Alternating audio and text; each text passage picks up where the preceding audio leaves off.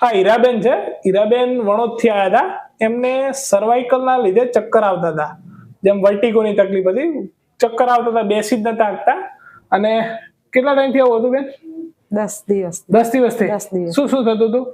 ચક્કર આવતા હતા. ચક્કર આવતા હતા. બીજું આ બધું દુખતું હતું ને એટલે તો હારું ને ઊભી થવું તો ચક્કર ઉભા થઈને ચક્કર આવતા હતા એમ ને? હવે અત્યારે કેવું છે આપણે? અત્યારે સારું. અત્યારે સારું કમ્પ્લીટ?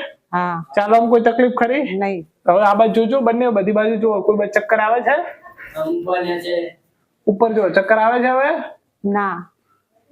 કમ્પ્લીટ? હા, કમ્પ્લીટ. હીરાબેન ને આપણે કાયરોપ્રેક્ટર ટ્રીટમેન્ટ આપી અને સર્વાઇકલ ની થોડી ટ્રીટમેન્ટ આપી. સર્વાઇકલ ના લીધે એમને ચક્કર આવતા હતા.